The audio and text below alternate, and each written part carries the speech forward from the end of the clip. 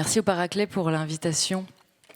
Alors oui, je vais vous parler de peinture en lettres. C'est un peu mon seul sujet de conversation. Je remercie mes proches de me soutenir d'ailleurs sur ce sujet.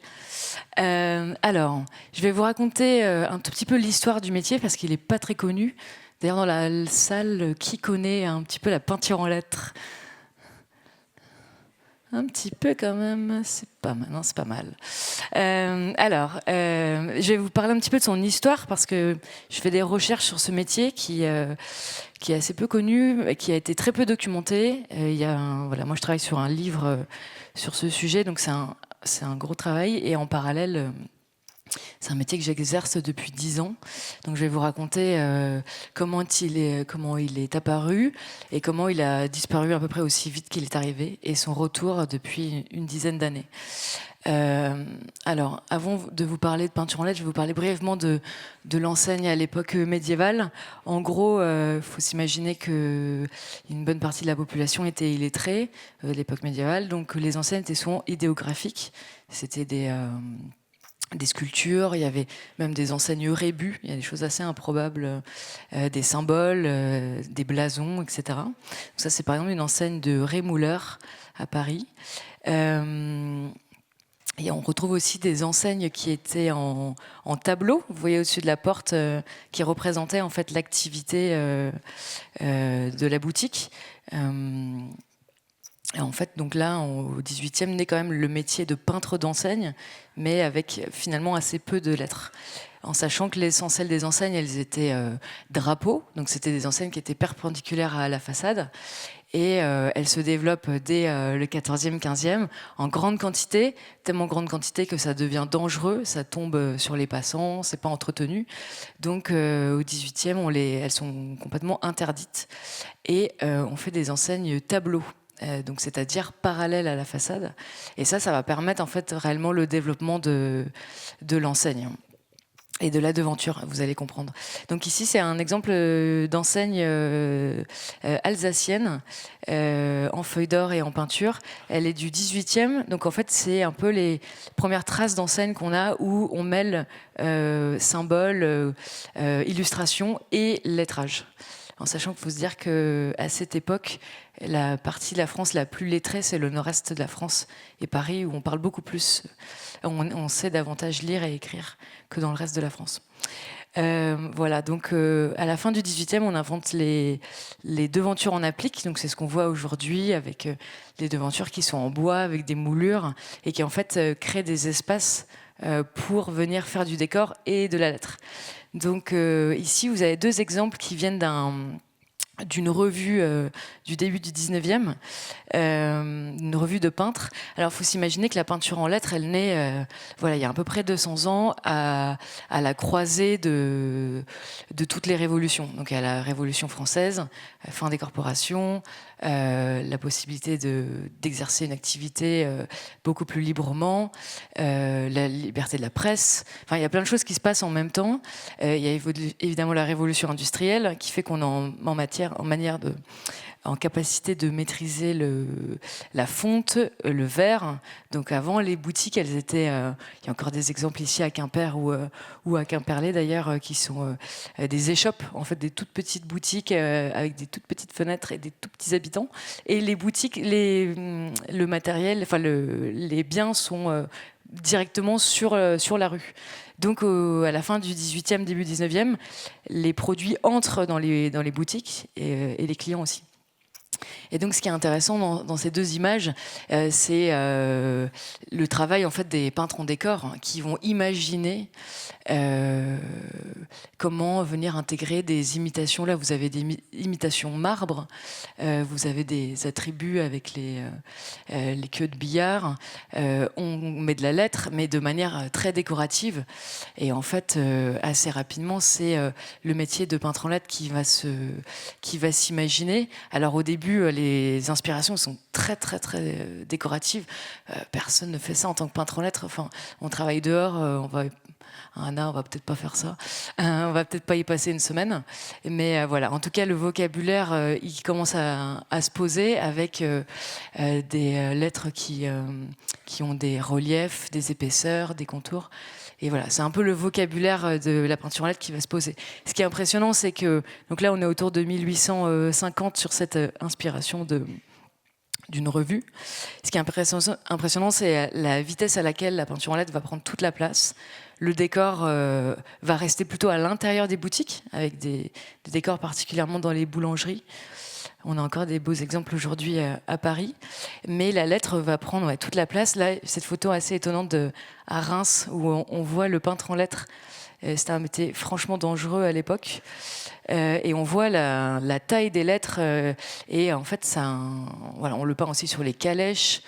Et on le peint à toute dimension. Et vous avez ce que je vous disais tout à l'heure sur les enseignes tableaux. Vous avez au-dessus de Martin Maison de Vin, vous avez un personnage qui a l'air d'être un marcheur et qui, voilà, si vous êtes en train de faire Saint-Jacques-de-Compostelle, vous savez que vous pouvez vous arrêter à la loge à pied, même si vous ne savez pas lire. Voilà. Alors donc le métier...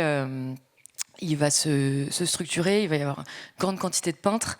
Ça, c'est une photo que j'ai trouvée, je ne sais pas si on voit, et non, on ne voit pas. C'est à Quimper, figurez-vous. Hop, et voilà. Une photo que j'ai trouvée cette semaine qui est incroyable d'un atelier de peinture en 1910.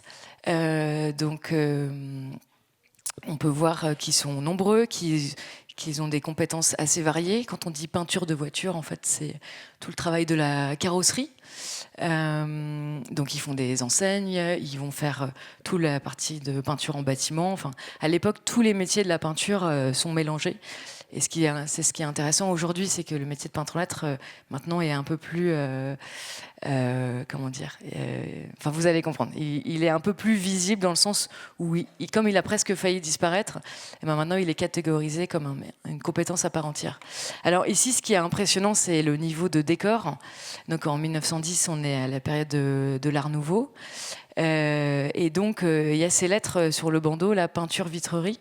Ils sont des lettres bombées. J'ai réussi à retrouver la référence qui a été utilisée, qui vient d'un portfolio de peintres lettres. Ça, c'est des documents qui ont vraiment apporté une culture visuelle de la lettre au-delà des revues dont je vous parlais tout à l'heure. Ensuite, c'est devenu vraiment des portfolios. Et voilà, il y en avait à peu près une quinzaine, une vingtaine qui ont dû sortir à cette époque-là. On arrive parfois à en trouver. Si vous en voyez en brocante, n'hésitez pas. C'est des lithographies, enfin c'est des bijoux 5-6 couleurs. Ça a été fait... je vous parlais de la litho après, mais voilà, techniquement, c'est vraiment de qualité. Voilà, encore Quimper, début du siècle, on peut voir qu'il y a énormément de boulot pour les peintres. Il y a des panneaux et des lettres à tous les étages. Donc c'est assez impressionnant quand même en l'espace de moins de 100 ans comment le métier de peintre en lettres prend forme. Et avec des compétences variées, comme ici, ça c'est une enseigne à Nantes. C'est une dorure sous verre. Je vais vous expliquer après le principe de cette technique. Là, ce qui est intéressant, c'est de voir que le fond, il est en imitation marbre, un peu grossière, qui est assez grosse par rapport à la taille d'un vrai marbre, mais ça lui donne un vrai aspect décoratif. Et puis surtout, elle est en lettres boules. Donc, c'est des lettres typiques en France début 20e. On en a à toutes les sauces. Et il y a un peu qu'en France qu'on a fait ça, avec ce genre d'empattement un petit peu surprenant. Mais ça permet de dater aussi des photos, donc c'est assez intéressant. Voilà, donc au début du siècle, on va avoir la première école de peinture en lettres en France. Ça s'appelle l'école Siebert, qui était à Melun. Donc c'est là qu'on peut voir qu'en l'espace de 60-70 ans, le métier se structure avec des techniques, avec des compositions, des styles de lettres.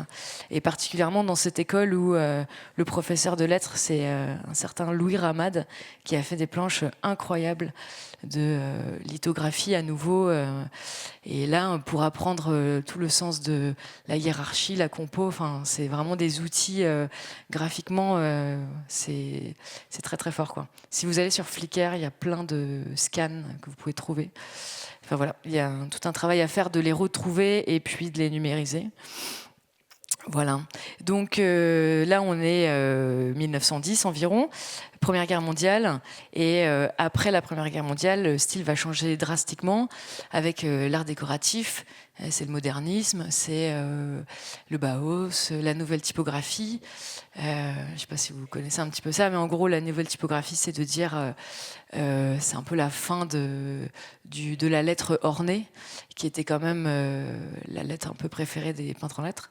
Donc voilà, et le peintre en lettres va s'adapter, vous allez voir, mais surtout ce qui va apparaître, c'est des lettres en volume, en béton, des lettres en métal.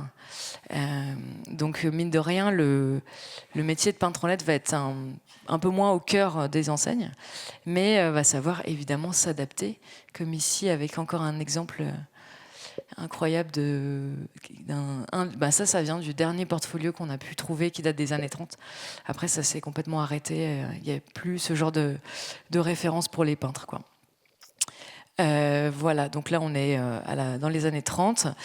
Deuxième Guerre mondiale, évidemment, à nouveau, ça change drastiquement la donne. Le pays doit se reconstruire. Et là, on n'a pas trop le temps de s'amuser à faire des ombres et des choses. On va être beaucoup plus efficace. Et là, il y a vraiment le style de la peinture en lettres française qui va se structurer avec ces trois styles prédominants. La bâton, que vous voyez pour salle d'exposition, la manuaire pour magasin, et puis la script pour demander l'ouverture. Alors, ce qui est intéressant, c'est vraiment de voir un peu l'écriture du peintre, la rapidité. Et ça, c'est une photo que j'ai prise à Paris. On peut voir que tout est fait en une passe. Enfin, il y a vraiment une dextérité et une rapidité qui était attendue à l'époque. Alors, on peint beaucoup les véhicules. Vous remarquez, à chaque fois, on écrit très gros. On prend toute la place, mais le monsieur a l'air content. Donc, on mélange trois styles, souvent pas plus. On essaye de faire un peu dans la sobriété, quand même, quelque part. Et vous avez dû entendre parler de Rouget Excoffons et de la fonderie Olive. Et ça a beaucoup influencé et inspiré les peintres en lettres de l'époque et l'enseigne de manière générale, puisque au final, on a beaucoup de charcuterie, il y a plein d'exemples de coiffeurs aussi qui avaient des enseignes avec des typos qui venaient de la fonderie marseillaise, fonderie Olive. Et là, c'est une photo d'une école de peintres en lettres à Auray, qui s'appelait l'école Bonnec. Et on voit en fait les exemples qui sont peints au-dessus sont des typos de la fonderie Olive. Donc c'est intéressant aussi de voir que la typo commence à être peinte, alors qu'avant en fait on ne peignait pas des typos. Les peintres, ils avaient leur propre alphabet et puis et ils venaient peindre directement sur le support. Voilà, donc dans les années 60-70, il y a aussi petit à petit la lettre en plastique qui va arriver. Des lettres, des boîtiers en plastique, on en trouve encore aujourd'hui assez solides, mine de rien, et qui vont petit à petit prendre aussi un peu le marché de la lettre peinte. Mais ce qui va vraiment changer la donne, c'est à la fin des années 70, c'est l'arrivée de l'adhésif. Donc ici, un exemple assez frappant de l'aider ultime, de l'enseigne peinte au-dessus, orfèvrerie Christo, qui est sous verre, qui date de la... Je ne sais pas si elle date de la devanture, mais en tout cas, dans le style, il est plutôt années 50. On a une belle devanture avec des moulures, et puis ils sont venus mettre des adhésifs... Enfin bref, vous avez compris. Donc, je peux pas laisser cette photo peut-être. En gros, l'idée c'est de se dire que les machines pour faire des adhésifs, elles arrivent en 77. Début des années 80, il y a déjà la moitié des peintres qui arrêtent la peinture et qui passent à l'adhésif parce que c'est la modernité. Et en fait, ça a complètement supplanté le marché. En début 80, il y a un document d'un syndicat qui dit qu'il y a 5000 peintres en lettres en France. On en dénombre peut-être une dizaine de pratiquants, de gens qui vraiment en vivent à la fin des années 2000. Voilà. Donc aujourd'hui, je vais vous parler dur autour du métier quand même, parce qu'aujourd'hui, on est une petite centaine en France. Et là où ça bouge beaucoup, c'est Paris et en Bretagne. Ça commence à être intéressant de voir ce qui se passe. Donc je vais vous raconter ce retour du métier par mon parcours, parce que moi j'ai eu la chance d'être un peu aux premières loges et d'être là au bon moment, au bon endroit pour découvrir la peinture en lettres. Alors moi je l'ai découvert grâce à ce monsieur, Steve Powers, qui est un graffeur new-yorkais et qui s'est formé à la peinture en lettres. Et en fait, donc pour faire simple, comme disait Kylian, j'ai fait des études de multimédia, j'ai fait des études très courtes, j'ai fait un DUT, et je savais que je voulais faire du graphisme, mais toutes les portes, enfin il n'y a aucune école qui m'a pris pour la suite. Mais bon, c'est pas très grave, j'avais envie de travailler, j'étais pas très studieuse, je dois dire, et j'ai un peu regretté, mais au final c'était bien parce que je voulais apprendre le graphisme en entreprise, et je suis partie en Angleterre, et j'ai trouvé un travail de graphiste en à peine un mois. Et en gros, ce que j'ai fait, c'est que dès que j'apprenais plus, je démissionnais. Et j'ai fait ça pendant 4 ans, en sachant qu'assez vite, je me suis rendu compte que j'aurais envie de travailler dehors et surtout, pas passer ma vie sur un ordinateur. Et que j'avais pas non plus du tout envie d'être salariée. Mais comme j'avais pas fait d'études, il fallait bien apprendre le métier quelque part. Donc au bout de 3 ans, j'ai cherché un métier manuel qui puisse me permettre de travailler la lettre, parce que c'était quand même quelque chose que j'aimais bosser, mais de manière manuelle. Donc j'ai fait un peu de calligraphie, ça c'est super important pour les bases de la peinture en lettres aussi. Mais c'était quand même dans un bureau, enfin voilà, j'avais envie d'être en extérieur. Et j'avais bien envie d'être aussi sur une nacelle. Donc, et en fait, en partant en vacances à New York, j'ai découvert ce métier. Et là, c'est une enseigne, c'est un gros délire à Brooklyn, donc peint par Steve Powers qu'on a vu précédemment. Et donc là, c'est une évidence que la lettre peinte. Mais en fait, j'avais jamais fait attention, alors qu'en réalité, il y a une énorme culture de la lettre peinte à Londres, là où j'habitais. Et en fait, la chance que j'ai eue, c'est que je suis allée à une conférence sur ce qu'on appelle les signes fantômes, donc les vieilles enseignes qui sont encore visibles au bord des routes ou sur des pignons. Et donc il y a un monsieur qui s'appelle Sam Roberts qui les collectionne, qui les photographie. Donc lui, il faisait ça déjà depuis 3-4 ans. Et puis il se disait, ce serait bien peut-être d'organiser un cours. Donc moi, j'ai eu la chance d'assister au premier cours qu'il a mis en place avec Mike Meyer, qui est un peintre en lettres du Minnesota. Et donc, voilà, ça c'est une photo du premier cours. C'était complètement fou. On était beaucoup trop nombreux dans la pièce, avec les vapeurs de White Spirit.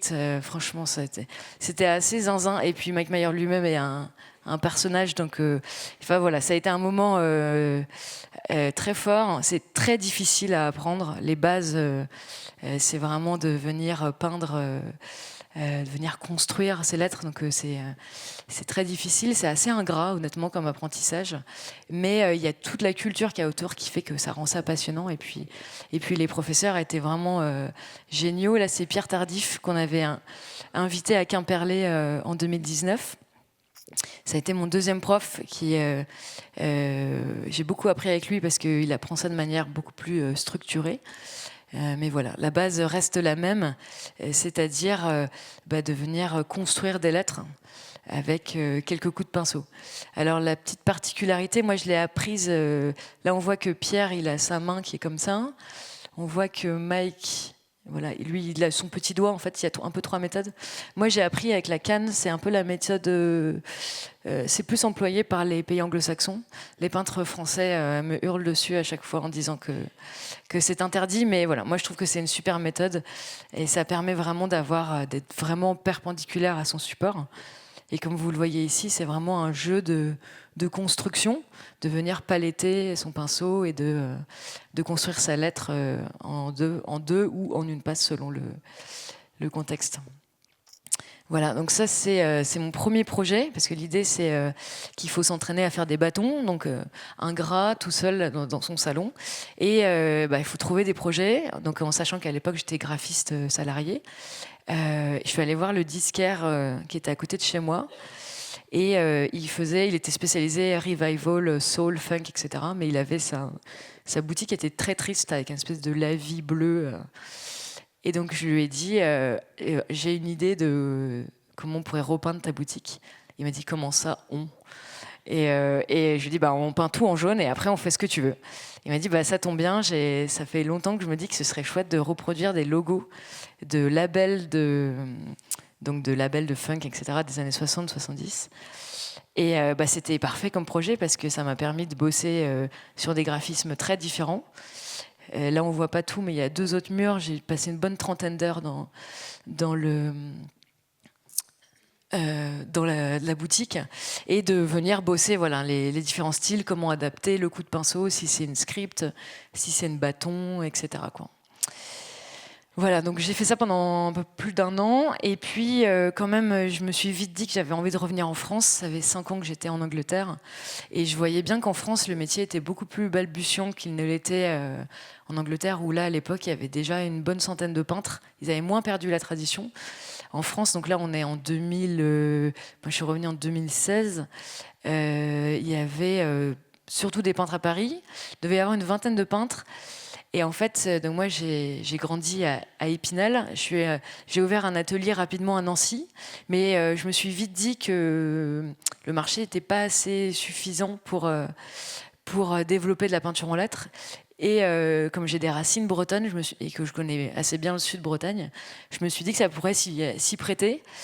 Donc à l'époque, il n'y avait pas de peintre en lettres en Bretagne, mais je trouvais qu'il y avait un esprit, c'est-à-dire, enfin, comment dire, il y avait des facteurs concordants au retour du métier de petites villes avec des commerces indépendants, d'architecture plutôt préservée.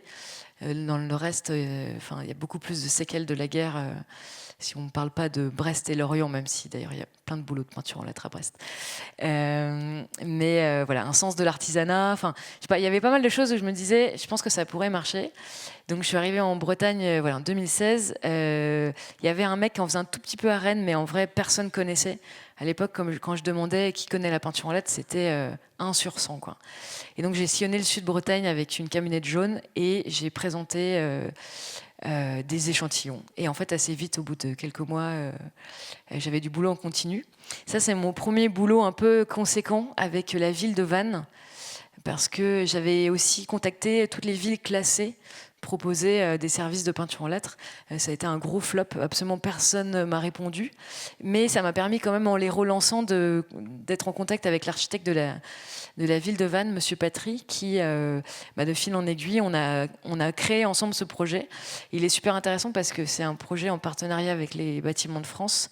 Là où d'habitude, souvent les Bâtiments de France disent non, s'il n'y a jamais eu d'enseigne à cet endroit-là, eh ben, on n'en fera pas. Mais en fait, là, pour la Halle aux Poissons, ils avaient des adhésifs sur vitrine qui étaient tout décollés. Enfin, c'était vraiment très laid. Et on a imaginé une enseigne qui prendrait tout son sens. Donc là, j'ai découvert plein de choses. J'ai découvert la question du format, de s'adapter, d'adapter les lettres à la courbe, de peindre sur de l'enduit. Et puis un peu premier projet collaboratif, parce que je l'avais peint avec Victor Bert, qui est un copain graveur, et qui était venu graver au-dessus le 1880. Donc voilà, après ça s'est vraiment enchaîné. Là, c'est à Belle-Île. Premier projet en hauteur, justement sur nacelle, avec le vent, avec comment on gère le coup de pinceau quand on est à 6 mètres de haut. Et puis le début de la petite passion archive, de là récupérer en fait, l'hôtel, ils avaient un logo qui était pas extraordinaire par rapport à la bâtisse qui est vraiment belle des années 30. Et surtout, ils avaient un lettrage qui n'était pas en rapport avec l'architecture. Et moi, c'est vrai que je suis assez attentive à faire des choses qui s'intègrent bien dans l'architecture. Et en fait, le propriétaire m'a sorti la carte de visite des années 30. Et donc, voilà, je lui dis, c'est parfait, il n'y a rien à inventer, tout est là. Ça va coûter moins cher que faire un logo. Par contre, il y a un travail de vectorisation qui était important pour après venir passer de la carte de visite à l'enseigne, quoi. Mon premier véhicule peint, toujours ce jeu un peu d'exercice de style. Là, c'était travailler la script française des années 50, qui a vraiment des particularités, enfin je ne vais pas rentrer dans le détail, mais avec des ascendantes qui sont un peu bizarres parfois, d'assumer l'erreur, d'assumer, voilà. Et puis un format qui fait un peu peur, parce que quand on attaque un véhicule qui a été entièrement restauré pour un collectionneur, faut pas se bouffer, quoi. Voilà, réfléchir aussi un peu à la question de la lettre en Bretagne, avec un M. Mais en fait, ouais, je me rends compte que le format n'est pas parfaitement bon. Peu importe, le M qui faisait un peu penser au viaduc de Morlaix.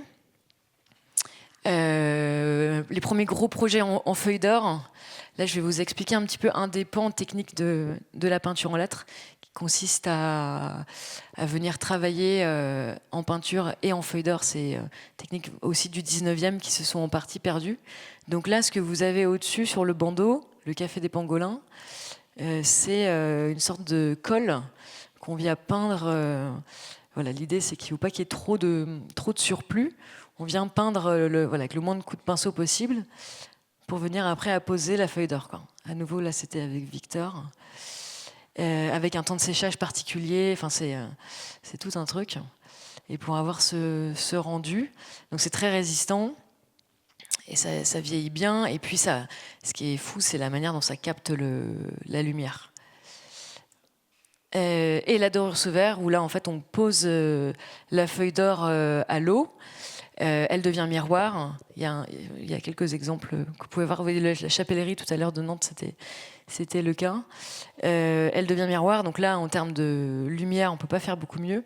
Et en fait, on peint les lettres à l'envers sur la feuille d'or pour obtenir un lettrage qui va être verni et à nouveau qui est très résistant. Il y a des adhésifs avec des imitations or, et là c'est vraiment un truc sur lequel ils n'arrivent pas du tout à rivaliser, et c'est une des techniques qui s'est perdue après la Deuxième Guerre mondiale, qui en revenant a recréé aussi un marché pour la peinture en lettres, parce que c'est tellement au-dessus de l'adhésif que ça parle beaucoup aux clients, quoi. Quand on est dans la rue, qu'on tombe sur ça, voilà, c'est la force aussi de ce métier, c'est que il est rare, mais ça fait boule de neige parce que en fait nos travaux parlent pour nous dans la rue. Donc il y a aussi une grosse pression de se dire que chaque boulot, on va y mettre beaucoup de passion, beaucoup d'intensité et beaucoup de travail les premières années. Moi, ce que j'ai trouvé un tout petit peu dur à cette époque-là, c'est que donc là j'habitais à Pont-Scorff, c'est là où j'ai eu mon premier atelier. Et c'était très chouette, mais j'étais un peu isolée en comparaison de l'époque londonienne où il y avait régulièrement des rencontres et des cafés avec des peintres, etc. Et là, ouais, j'étais un peu tout seul dans mon coin. Et cette technique de la dorure sous verre, je l'ai apprise dans un livre. Donc c'était un peu particulier. Mais ça n'a pas duré si longtemps. Je suis restée 2 ans et demi à Pont-Scorff. Et ensuite, j'ai rencontré Gwenolé Jaffroudou, qui était venue ici il y a 2 ans, qui est graphiste et motion designer. Et en fait, il m'a sorti du village de Pont-Scorff et on a monté ensemble un collectif qui s'appelait Monoro, qui n'existe plus, mais l'esprit est toujours là. Et en fait, là, je vais vous présenter un projet collectif qui a vraiment structuré aussi Monoro, parce qu'il a duré tout le temps de l'existence de l'asso. Ça, c'est à Brest, c'est la PAM, les papeteries armoricaines morlaisiennes.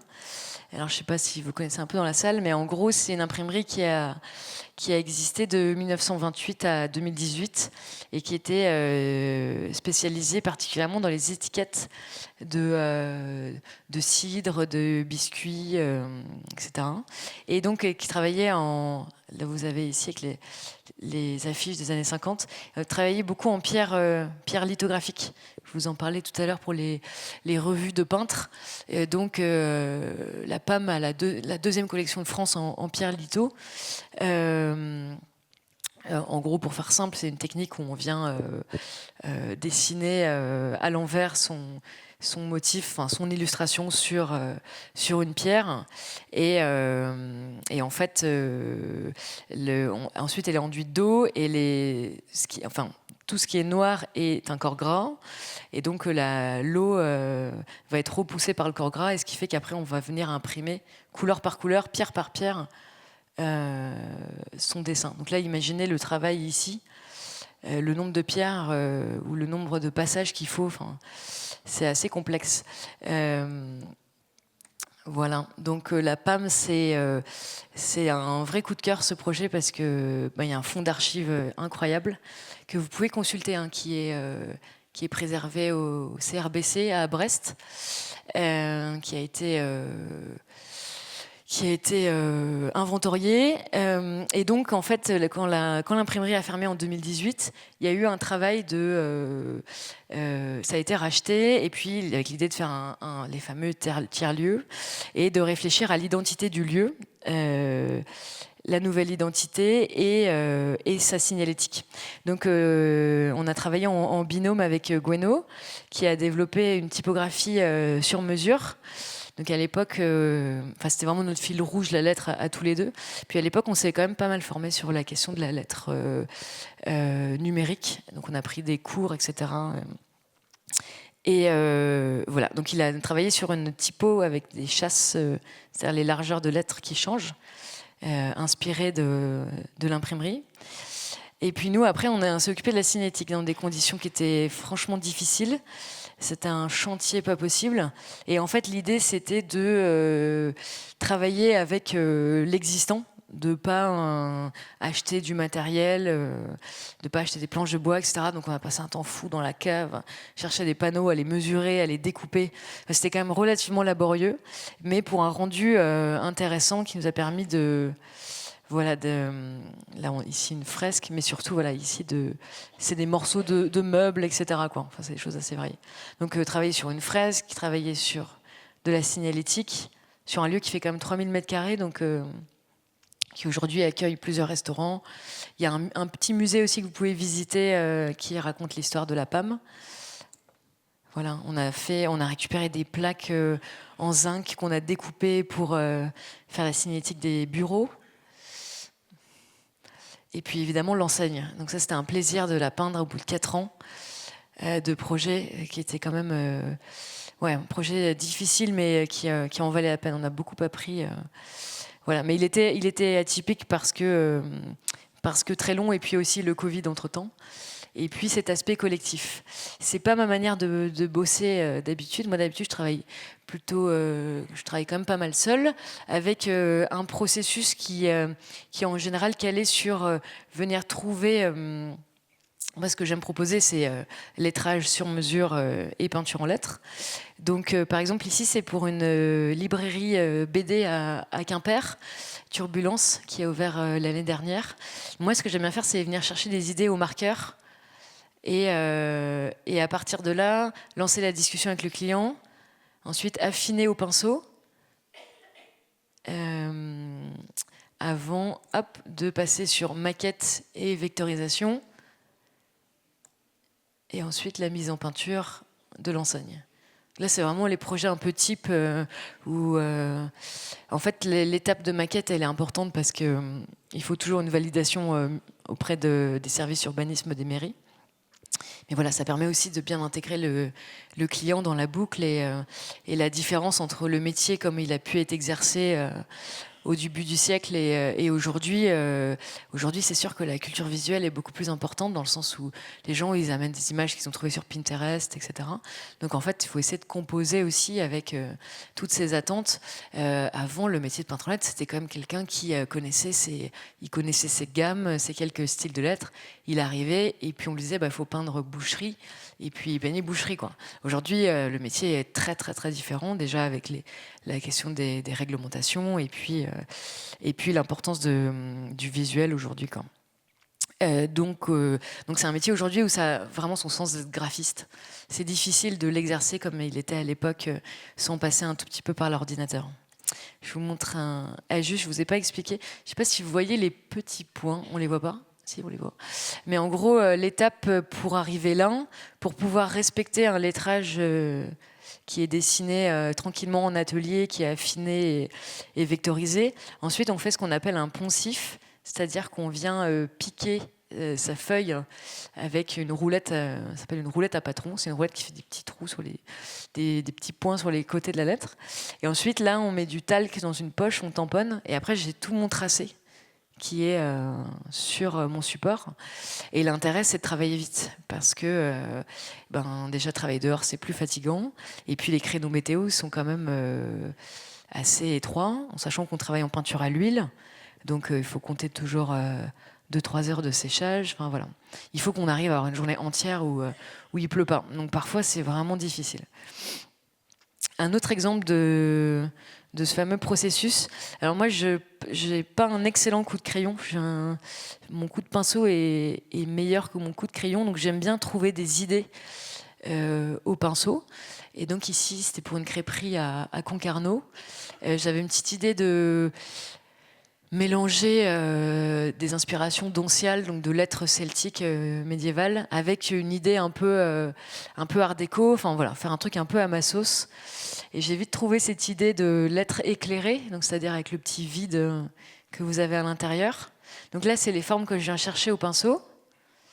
Ensuite, je scanne, je réarrange un peu sur Photoshop pour faire valider auprès du client.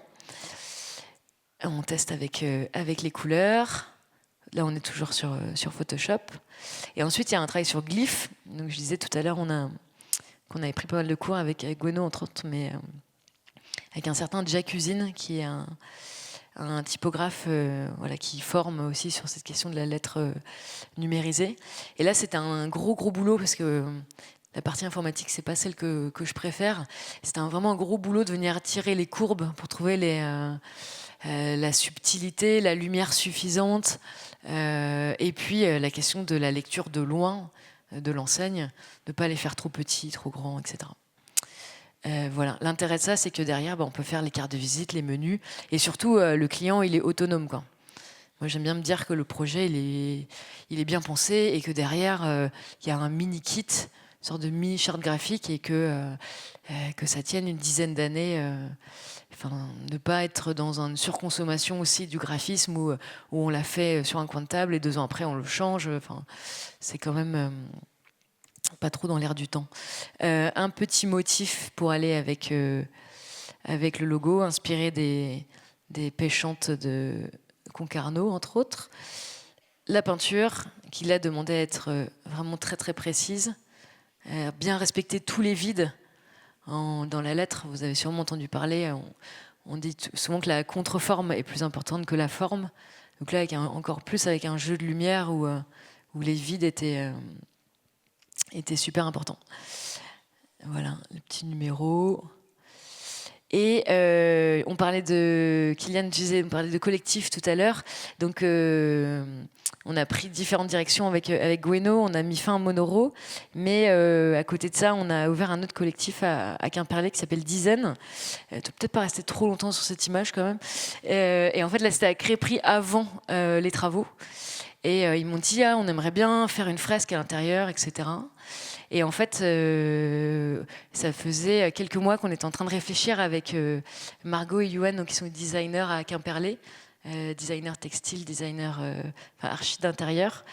Et donc on a monté un collectif avec l'idée justement de proposer un peu design et artisanat, d'aller un peu plus loin que ok, on fait un logo et puis après on le décline sur une enseigne et puis en fait on va pas penser au mobilier. Enfin, vraiment cette envie de travailler comme à la fin du 19e où l'artisanat était au cœur de tout et faire des propositions très riches et de relier nos 3 métiers et toutes nos passions.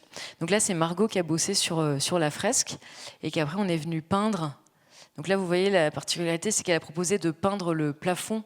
C'est vrai que le plafond était assez disgracieux avec son crépi. Elle a proposé de le peindre en bleu foncé. C'était assez inattendu. Et d'assumer aussi que la crêperie est assez petite. Et voilà, de venir faire un peu un cocon, quelque chose de beaucoup plus intimiste. Donc ça, c'est passionnant de travailler en collectif pour ça, d'aller beaucoup plus loin que simplement une enseigne, un lettrage ou les menus que vous voyez là, qui sont ici. C'est une partie que j'aime bien faire, de garder ce petit truc de mon métier de graphiste qui est quand même à la base de mes compétences. Et en même temps de réemployer le visuel sur le menu. Voilà, donc c'est très large, hein. On peut faire sur des bateaux, ça fait partie des choses qui reviennent aussi. Travailler ce qu'on appelle les pêchantes, style qu'on trouve beaucoup à Douarnenez à la fin du 19e. En fait, c'est un peu infini le travail de peintre en lettres. On peut travailler la couleur. Ici, j'ai passé, je pense, une bonne trentaine de minutes à faire les couleurs sur place, avec le verre d'eau existant de la devanture, de venir faire 3 verres d'eau, de les adapter selon l'ensoleillement, s'il est à l'ombre. Donc c'est hyper subtil, c'est avec des peintures à l'huile d'une toute petite quantité. Ça, c'est une partie qui est vraiment appréciable. On ne peut pas juste travailler avec un pontonnier et se dire tiens, on se pointe, on fait ça. Non, c'est vraiment un métier empirique. Moi, j'ai pas trop étudié la théorie de la couleur, mais la question de la synchronicité de la couleur, elle est évidente. Ça, c'est Delaunay qui a bossé là-dessus. Mais quand vous faites tout ce travail-là, vous êtes obligé de... De toute façon, vous le voyez, que la couleur dans votre peau, elle n'a pas la même couleur que quand elle est appliquée sur la devanture. Voilà. J'aime aussi beaucoup donner des cours. Donc, je vous disais tout à l'heure qu'on était une vingtaine en 2016. Aujourd'hui, on est une petite centaine. On est 8 en Bretagne, dont plusieurs qui sont passés par mon atelier pour juste montrer les rudiments. Et puis après, voilà, se lancer. Ici, c'était un cours l'année dernière à Gavre. Donc voilà, venir apprendre les gestes. Ça, c'est quelque chose que j'aime beaucoup faire. Là, c'est un lettrage à Quimperlé pour une librairie qui a ouvert en avril. À nouveau, on parlait de la question patrimoniale. Moi, j'aime beaucoup l'art déco, mais voilà, comment faire des choses avec des inspirations art déco, mais au XXIe siècle. Moi, j'essaye de pas... j'ai pas envie d'être passéiste dans mon approche du métier. Donc là, c'était sympa parce qu'ils avaient un peu envie de ça, ils avaient un peu envie d'années 50. Et puis en même temps, ils voulaient un truc avec une sorte de, une idée quand même de force parce que déjà ils sont très engagés. Et puis j'aurais dû vous mettre une photo d'un peu plus loin, mais le bâtiment est assez grand, donc toujours cette question du format. Là, les lettres, elles sont assez étendues pour vraiment faire un habillage de façade. Moi, j'aime bien cette idée de venir prendre de la place, un peu comme les enseignes que je vous ai montrées au début du siècle. C'est pas le cas partout. À Paris, il y a beaucoup d'enseignes qui sont assez minimales. On écrit en petit en bas à droite. Et il y a un côté un peu chic de la peinture en lettres.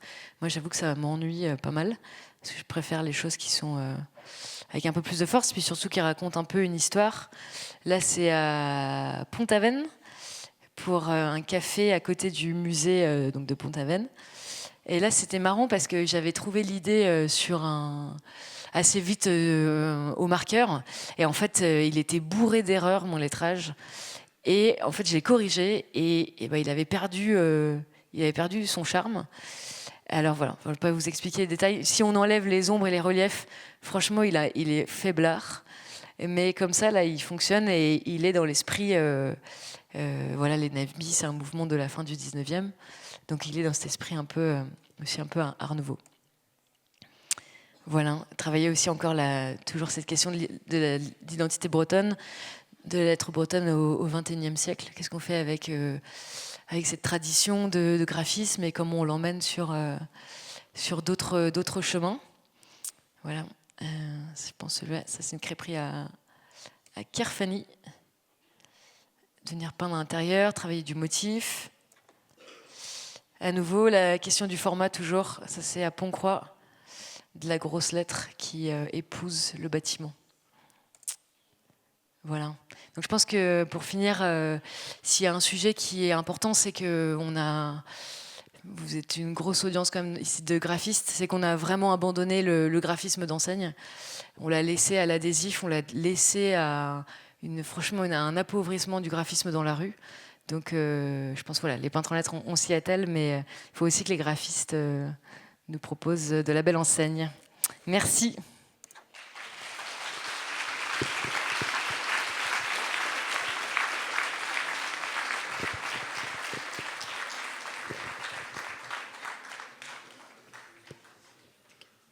Donc, 2-3 questions avant qu'on aille manger. La distribution des sandwichs pour ceux qui sont demi-pensionnaires se fait à l'accueil à l'extérieur. Et on commence par les terminales ST2A. Alors, c'est après les questions. Merci de vous rasseoir. Est-ce que, du coup, il y a des questions sur la peinture en lettres pour Morgane Combe?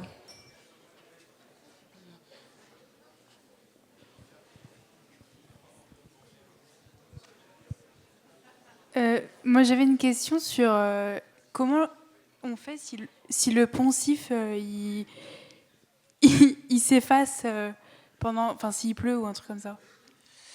Si le poncif s'efface. Ouais, c'est vrai qu'on essaye de. C'est vrai que quand tu as du vent qui commence à se déchirer, on essaye de le garder jusqu'à la fin du projet, quand même. Après, il faut se dire que moi, la manière dont je le pratique, il y a une grosse partie de préparation. Tout est vraiment pensé. La météo, elle est checkée 15 000 fois. Donc, franchement, si ça peut arriver des fois, mais après, tu peux redessiner un petit peu des éléments manquants. On travaille beaucoup avec des crayons gras qui permettent de dessiner sur tout support et qui s'effacent assez bien. Donc, oui, parfois, ça arrive. Et puis c'est aussi agréable de travailler sans poncif et de simplement venir dessiner sur la vitrine. Mais oui, après, je sais pas, je pense qu'il y a une part de... On arrive toujours à se débrouiller avec l'existant en tant qu'on a bien la portée, c'est-à-dire le haut et le bas des lettres qui est posé, ça se fait plutôt bien.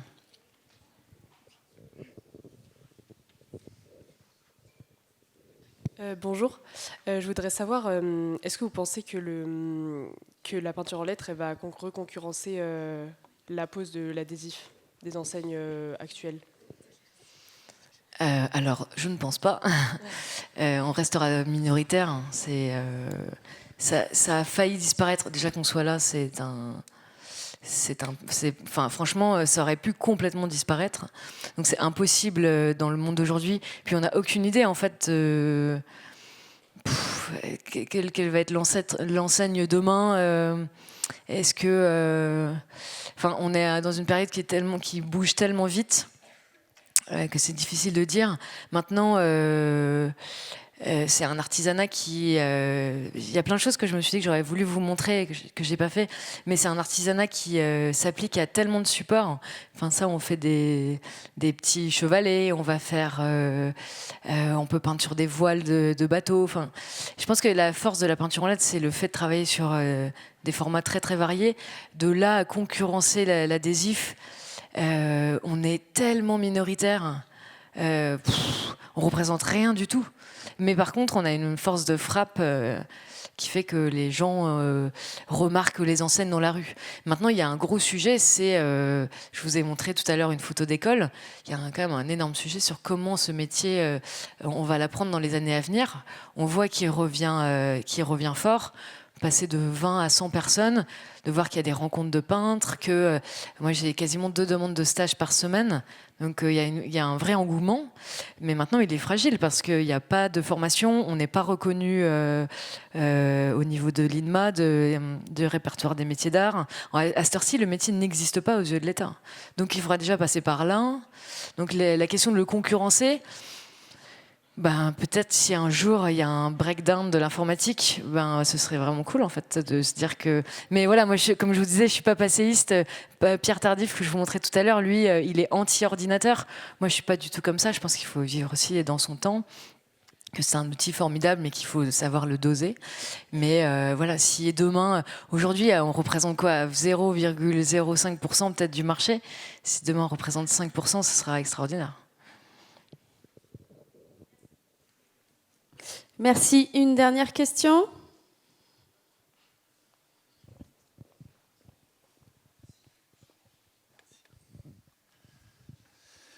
Oui, je voulais savoir si vous avez eu des refus avec l'urbanisme des fois, ou des problématiques. Oui, j'en ai pas mal et je les ai quand même faites. Bah oui, alors ça c'est encore un sujet. Est-ce que j'ai un exemple? Je ne vais pas pouvoir vous montrer. En fait, la difficulté, c'est à nouveau comme le métier a failli disparaître. En fait, le problème, c'est la manière dont les enseignes sont faites aujourd'hui. C'est-à-dire que on a appauvri, on a orthonormé les enseignes, alors que par définition, comme vous l'avez vu sur ces différents travaux, c'est toujours sur mesure. Et donc, particulièrement en Bretagne, on a des commerces qui se trouvent dans des maisons. Donc j'ai un exemple pas loin de chez moi où en fait il y avait une enseigne en plastique qui se trouvait au 2e étage entre les fenêtres. Donc c'était un truc, c'était vraiment pas jojo. Et en fait la demande c'était on enlève le plastique et on peint directement sur la maison. Et en fait, ça a été refusé parce qu'on n'a pas le droit de peindre au 2e étage. On est censé peindre au niveau des bandeaux. Sauf qu'il n'y a pas de place puisque c'est une maison. Donc c'est à nouveau, ça rejoint la question de la place du métier auprès des instances, en fait, pour dire que pour faire une enseigne, c'est du cas par cas. Et la question par exemple, il y a à peu près 2 règles, donc c'est une sorte de bandeau, et il y a la question de hauteur de lettres. Souvent, c'est limité à 30 cm. Moi, j'avais fait un logo où, en fait, ça faisait une forme de vague, et le U, il faisait 50 cm. Mais c'était interdit. Donc voilà, mais j'allais pas changer le logo. Enfin, et puis en vrai, ça fonctionne parce que ça s'intègre, c'est réfléchi.